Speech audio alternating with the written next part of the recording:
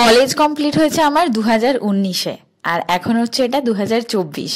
প্রায় তোমার 2023-এর লাস্টের দিক দিয়ে আমাদের চালু করেছে সার্টিফিকেট দেওয়া। তো ফাইনালি 4-5 বছর পর আজকে যাচ্ছি কলেজে।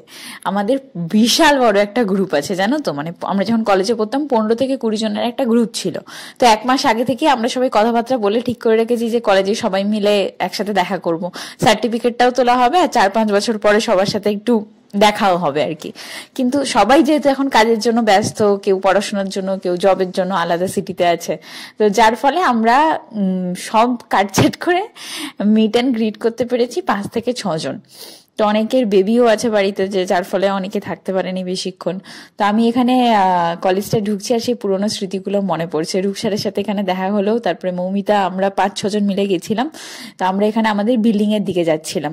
অনেকক্ষণ বসে থাকার পর তখন বললো কি, স্যার যে সার্টিফিকেট যে কাউন্টারে দেওয়া হয় সেই কাউন্টারে স্যার এই মুহূর্তে নেই, কিছুক্ষণ পরে আসতে। তো আমরা আমতলা যেখানে আছে আমাদের, ওখানে বসেছিলাম। তারপরে আমরা আমাদের বিল্ডিং এর দিকে যাচ্ছিলাম, মানে যেখানে আমাদের আর কি ডিপার্টমেন্ট ছিল। অনেকদিন পর এসছি, তো সেখানে সবাই ভাবলাম যে একটু স্যারের সাথে দেখা করে আসি, এইচওডি স্যারের সাথে দেখা করে এসে আমাদের সব থেকে পছন্দের যেটা জায়গা ছিল কলেজে, সেটা হচ্ছে আমাদের পুকুর পাড়।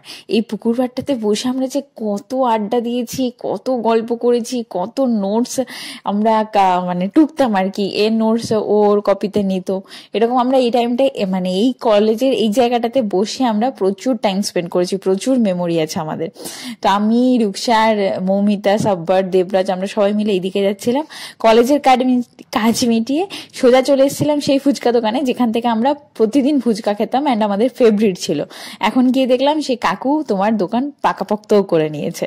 এখানে আমাদের আবার কাউন্টিং হচ্ছিল, কে কটা নেবে। রূপসার কাউন্টিং করা শুরু করেছে, নাহলে প্রতিবারে আমাদের এরকম গন্ডগোল হতো।